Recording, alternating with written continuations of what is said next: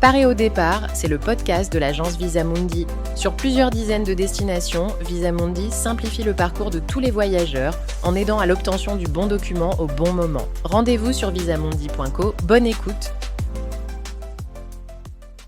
Bon, alors, voyager en Chine, ça devient nettement plus simple pour pas mal de nationalités, on entend dire. Sans avoir besoin de visa. Oui, c'est ça. Et c'est une tendance qui s'accélère assez vite, en fait. D'accord. Alors, aujourd'hui, on va explorer un peu cette expansion de la politique chinoise d'exemption de visa. Qui en bénéficie?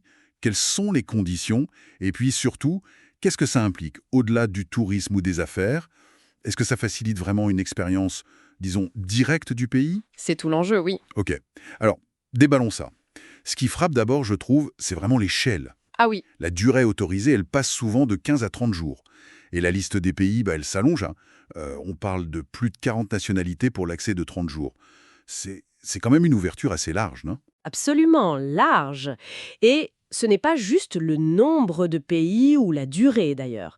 Si on regarde les ajouts récents, 4 pays du Golfe, Arabie Saoudite, Bahreïn, Koweït, Oman, ils rejoignent les Émirats et le Qatar. Hmm. Ça montre bien une volonté d'inclure des partenaires, disons, stratégiques. Et même le discours officiel parle de voyage impromptu, ça souligne cette nouvelle facilité. Impromptu, oui, c'est intéressant comme terme. Et ça ne s'arrête pas là, si je comprends bien. Non, non. On a aussi 5 grands pays d'Amérique latine, Brésil, Argentine, Chili, Ah oui, qui rejoignent la liste pour 30 jours. Ça vient après d'autres vagues qui incluaient des pays européens, asiatiques, Bulgarie, Japon, et même plus récemment l'Australie, la Nouvelle-Zélande pour 15 jours. d'accord. Donc une liste vraiment impressionnante. Mais au-delà de ça, concrètement, qu'est-ce que ça permet? À part le tourisme classique ou le voyage d'affaires. Justement, c'est là que ça devient plus nuancé. Les motifs acceptés sont assez variés. Oui, tourisme, affaires, bien sûr, mais aussi les visites familiales, les échanges culturels. Et même le transit, il ne faut pas l'oublier. Le transit? Oui, la Chine a étendu sa politique de transit sans visa, parfois jusqu'à 144 heures dans certains aéroports ou ports clés, comme Zhengzhou ou Lijiang. Et ça, pour les ressortissants de 54 pays. Et si on ajoute les facilités pour les groupes qui arrivent en croisière, D'accord. ça dessine, comment dire, une stratégie d'ouverture assez complète, assez réfléchie. Ça va bien au-delà du simple séjour touristique de base. Complète et réfléchie. Et c'est là, je crois, que ça devient vraiment intéressant. Parce que certains observateurs, ils suggèrent que l'un des buts, ce serait peut-être de favoriser le contact direct, le fameux peuple à peuple. Mhm. L'idée, ce serait qu'en permettant aux gens de venir voir par eux-mêmes, sans la barrière du visa, ils peuvent se forger leur propre opinion.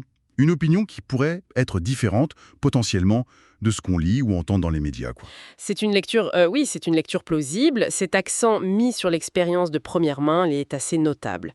On entend parfois des échos, par exemple, de visiteurs qui, après être allés dans des régions comme le Xinjiang, ils rapportent une perspective un peu différente de celle qui est souvent présentée à l'extérieur. D'accord. Alors, attention, ce sont des témoignages rapportés, mais cette idée de voir par soi-même comme un contrepoids possible au récit extérieur, c'est une dimension à considérer, oui. Ça touche à ce qu'on appelle parfois le soft power, c'est ça? L'influence par l'attraction, par l'expérience directe. Exactement, plutôt que par la contrainte. C'est une forme d'influence plus subtile, disons.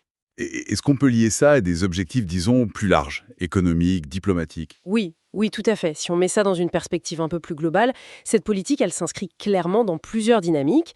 D'abord, la relance économique post-pandémie, c'est évident. Les chiffres sont là d'ailleurs. On parle de presque 5 millions d'entrées sans visa juste au troisième trimestre 2024. Ah oui, quand même. Oui, c'est un indicateur assez fort de l'impact sur le tourisme, les voyages d'affaires. Ensuite, c'est aussi un outil diplomatique. Ça permet de tisser des liens avec des régions très différentes. Le Golfe, l'Amérique latine, l'Europe, l'Asie-Pacifique. Et le langage utilisé est souvent très accueillant. C'est vraiment une approche d'engagement international basée sur l'accessibilité. Faciliter l'accès pour faciliter potentiellement une forme d'influence douce, donc. C'est une des interprétations possibles, oui. Bon, alors si on résume tout ça, qu'est-ce que ça signifie au final? La Chine ouvre grand ses portes d'une certaine manière avec ses exemptions de visa. Ça simplifie énormément les voyages courts, pour plein de raisons différentes, et pour de plus en plus de monde. Le bénéfice direct, c'est la facilité de déplacement. Et peut-être, une voie vers une compréhension plus directe du pays. C'est ça. Et pour ouvrir un peu la réflexion, peut-être, au-delà des retombées économiques ou diplomatiques immédiates, quel impact à long terme quel impact cette multiplication des expériences directes, moins filtrées par des citoyens du monde entier, quel impact ça pourrait avoir sur la perception internationale de la Chine, surtout dans un contexte où les récits sur le pays sont souvent très polarisés, concurrents? Une question intéressante. Oui, c'est une question sur l'influence subtile que peut avoir la simple facilité d'accès, en fait. Ça mérite réflexion.